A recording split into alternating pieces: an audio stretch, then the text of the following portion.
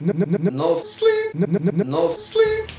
Spremili smo za vas neke malo stare igre koje će se svidjeti retro gamerima. Ako ste jedan od njih, imate razloga pogledati ovaj klip.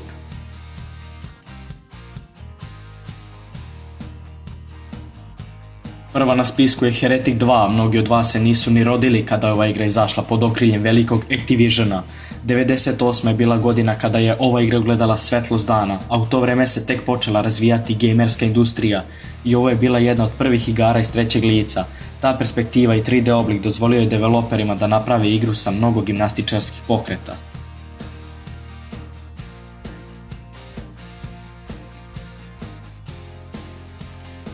Čim je počeo mali delić gameplaya Revolta, sigurno ste prepoznali mehaniku igranja, kartu automobile i prisjetili se napetih trka u nekim igrama ovog tipa. Ovo je manje poznata igra zahvaljujući drugim velikim igrama kao što je Mario Kart, ali to ne znači da je ne trebate zaigrati. Ovakvi naši klipovi i služe da bi našli igre za koje možda i niste čuli, a opet dovoljno dobre da ih igrate danima i danima.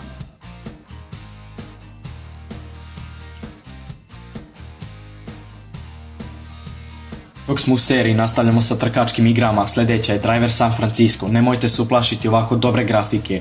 Ovu igru ćete moći pokrenuti sa grafičkom GT 8600, ako imate, što je danas prava retkost.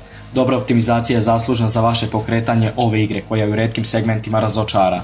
Uživajte u napetim trkama koje pruža ova igra. Ova nam se igra nije svidjela dok smo gledali gameplayove na YouTube-u, a onda smo je zaigrali i ostali pozitivno iznenađeni. Inače nam se ne sviđaju ovakve igre, ali ovo je bio izuzetak koji će i vas iznenaditi. Možda ste čuli, a možda i niste za ovaj nastavak poznatijih serijala.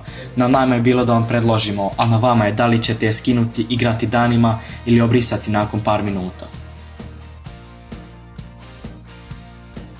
Nijednom se u ovom serijalu nije desilo da predložimo neku igru letenja, pa što ne bismo sad. Znamo da grafika izgleda očajno, ali nam se svidio sam gameplay i mehanika igranja i vratila nas u one dane kada smo jedva čekali da zaigramo igru poput ove.